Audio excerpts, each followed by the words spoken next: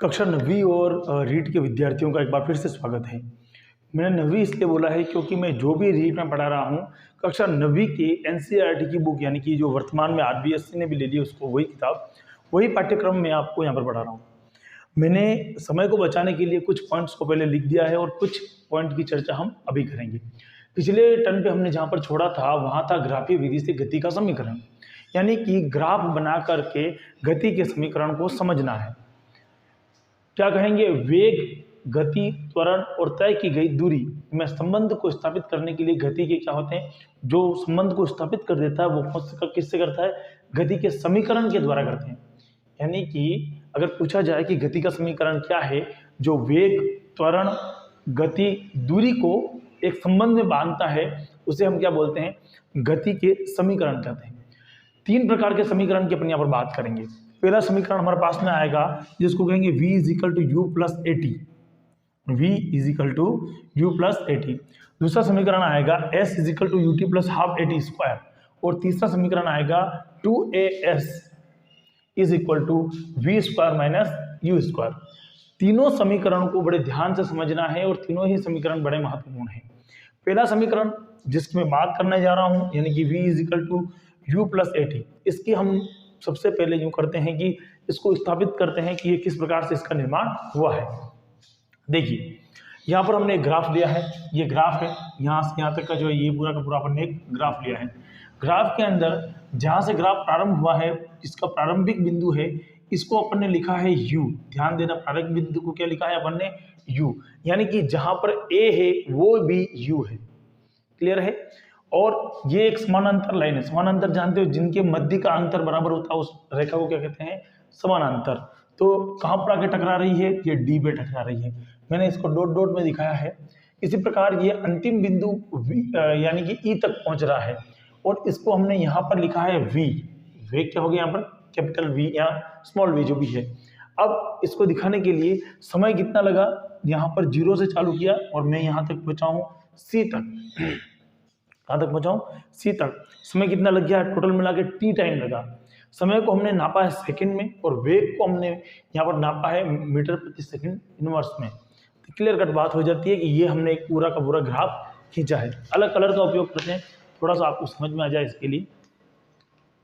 चलिए, सबसे पहले इसने बात करी, इसने कहा कि B C is equal to, B C कहाँ पर है? ये देखिए, ये बी सी है। यहाँ से यहाँ तक जो मैं लेके आ रहा हूँ ये है BC। लाल कलर का जो आपको दिख रहा है वो है BC, ये BC है। मैं जो भी रेड पेन से बना रहा हूँ वो इसके ऊपर समझाने के लिए बना रहा हूँ। ये BC है, ये BC है। BC किससे मिलकर बना हुआ है? BD प्लस DC से। ये देखो BD और DC दो टुकड़े कर रखे हैं और दोनों को जोड़ के अपन ने क्या कहा है? ये BC है। तो BC is equal to BD plus DC। इसमें कोई बड़ी बात नहीं है। जब भी कोई दो टुकड़े हों, जैसे कि मान लो A, B और C है, अगर कोई पूछे आपको कि वैसा AC बराबर क्या है, AC बराबर क्या है, आप कहोगे AB प्लस BC। दो चीज़ों को जोड़ना है, तो इसमें कोई बड़ी चीज़ नहीं है। यहाँ तक तो क्लियर है। अब इसने कहा वैसा BC जो है, ये जो पूरा BC है, BD प्लस OAB लिख सकते हैं।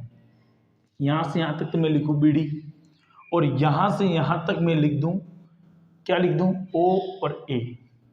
कारण आप जानते ही हो, कारण मैं साफ कर देता हूँ कि OA बराबर है DC के, है ना?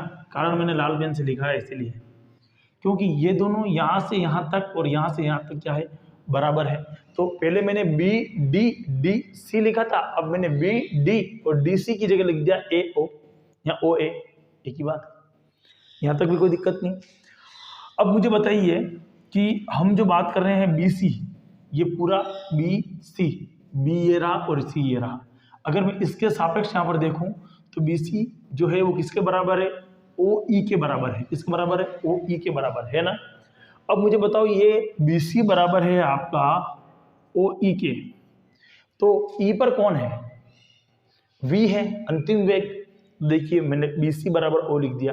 अब BC किसके बराबर है? B और C किसके बराबर है? तो V के बराबर है। तो मैंने यहाँ पर क्या लिख दिया? V लिख दिया। अच्छा बताओ, OA किसके बराबर है? U के बराबर है। तो ये मेरे पास कुछ मान आ जाते हैं कि BC की जगह मैं V लिख सकता हूँ और ओ ए की जगह में यू लिख सकता हूँ। अब तो क्या था, जैसे मेरे को बी सी नजर आएगा, उसको मैं वी लिख दूंगा, है ना, और जहाँ पर मेरे को ओ ए नजर आएगा वहाँ पर मैं यू लिख दूंगा। बताओ तो बी डी बराबर क्या होगा, कोई मुझे कहे कि बी और डी क्या होगी, तो पूरे में से अगर ये टुकड़ा घटा दूं तो बी डी आ जाएगी। पूरा टुकड़ा जो है ये, इसमें से इतना टुकड़ा अगर कम कर दूं तो ये वाला टुकड़ा आएगा ना, आ जाएगा। तो मैंने क्या किया, बी डी ये वाला टुकड़ा, बी डी बराबर बराबर v, यहाँ से यहाँ तक v है, इसलिए पूरा का पूरा v माइनस u, ये टुकड़ा माइनस कर दिया। पूरे में से अगर ये टुकड़ा माइनस कर दूंगा तो ये आएगा कि नहीं आएगा, आएगा।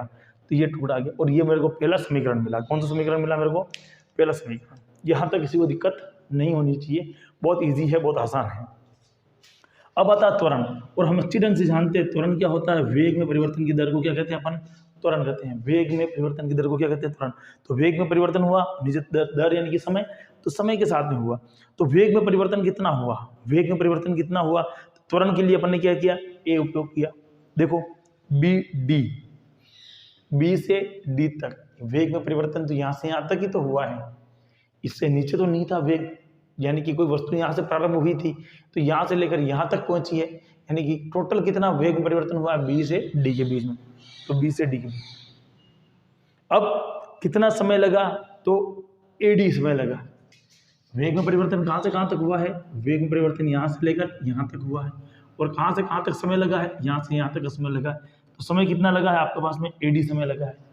अच्छा मुझे बताओ एडी किसके बराबर है, एडी जो है वो ओसी के बराबर है कि नहीं है, ओसी के बराबर है। अच्छा बीडी तो बीडी लिखेंगे अपन, अभी अपन ए ई नहीं लिख रहे हैं, बीडी को बीडी लिख रहे हैं, पर ये वाला भाग जो है वो ओसी के बराबर है। अरे ओसी किसके बराबर है, टी टाइम लगता है, तो मैं ओसी की जगह क्या लिख सकता हूँ, टी लिख सकता हूँ। अब मुझे बताओ कि त्वरण जो है वो किसके बराबर आ गया, बीडी बटावा टी के, है ना, बीडी बटावा टी के। अब बताओ, यानी कि मैं यूं लिख रहा हूँ A is equal to B D upon T, और मुझे कोई कहे कि साहब इसका गुणा इससे कर लो, हाँ कर सकते हैं बिल्कुल, इसका गुणा इससे और इससे गुणा इससे कर लेते हैं। तो A T is equal to B D, A T is equal to क्या आया, बी डी। तो ए टी बराबर क्या हो गया, बी डी हो गया, ये ए टी बराबर बी डी हो गया या बी डी बराबर ए टी हो गया, दोनों बराबर है।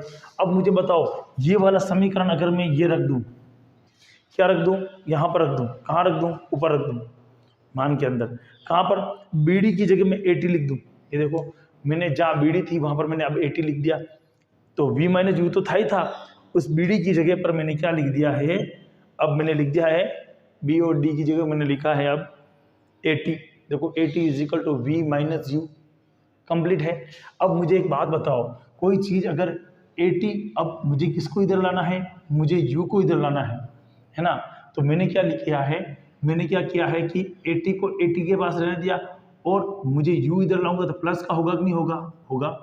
v is equal to 80 plus u, v is equal to क्या हो जाएगा, 80 प्लस यू हो जाएगा। तो अपने को तो v का मान ही चाहिए था, और v का मान अगर लिखना है तो अपने पहले लिख दिया v is equal to u plus 80। तो समीकरण को एक बार वापस समझने की कोशिश करना, पूरा का पूरा इजी समीकरण है। सबसे पहले अपने को क्या ज्ञात होना चाहिए, अपने को ये दोनों मान ज्ञात हैं, b और c, और b और c को अपन v कह रहे हैं, ध्यान रखना। और दूसरी चीज जो आई है, यहाँ पर u किसको कह रहे हैं, a और o को अपन u कह रहे हैं, या d और c को भी अपन u कह रहे हैं, ठीक है। o c और a d इन दोनों को भी अपन t कह रहे हैं, बात क्लियर है। तो पहले समीकरण के हिसाब से देखते हैं कि bc बराबर क्या होता है, bc यानी कि पूरा, तो bc बराबर होता है bd, ये bd plus dc bd plus ao या oa भी लिख सकते हैं, तो ये ao या oa लिख दिया। अब bc का मान क्या होता है, अगर bc इज इक्वल टू करें तो होता है v, यहाँ तक v। अगर अपन बात करें oa बराबर क्या होता है, तो ये u हो गया, कोई दिक्कत नहीं। bd बराबर v माइनस यू, bd बराबर क्या होगा, b और d इसको निकालना है। पूरे में से अगर ये टुकड़ा घटा तो ये आ जाएगा कि नहीं आ जाएगा, आ जाएगा, तो v माइनस यू पहला समीकरण में लिया।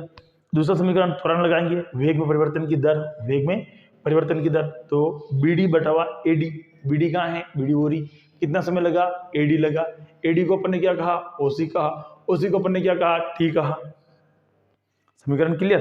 अब इसके बाद में नीचे आओ, तो bd इज इक्वल टू 80, अरे 80 है तो बी डी की जगह 80 लगा दो, ये बी डी की जगह अपन ने 80 लगा दिया, B D is equal to 80, तो यहाँ पर अपन ने 80 लिख दिया, 80 is equal to v minus u, और मुझे v रखना है तो u को इधर लाओ, तो प्लस की चीज़ जब माइनस की चीज़ इधर आएगी तो प्लस हो जाएगा, तो u किस में हो गया, प्लस में हो गया, और पहला समीकरण अपने को मिल गया v is equal to u plus 80, यानी कि मैंने ये पहला समीकरण प्राप्त कर लिया है v is equal to u plus 80।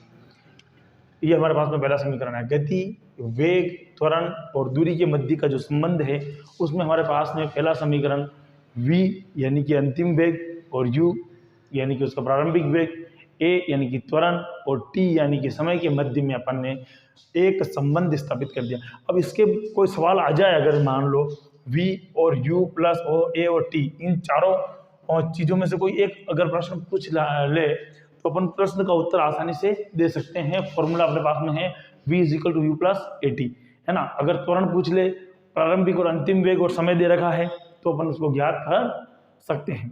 तो ये आपको क्लियर होना चाहिए। अब अपन पढ़ेंगे अगला समीकरण s is equal to u t plus half a t square. इसको भी मैं इसी प्रकार से समझाने की कोशिश करता हूँ, तो एक बार आप इसको उतार लीजिए अच्छी ढंग से, और नेक्स्ट वीडियो में मैं इसको क्लियर कर रहा हूँ।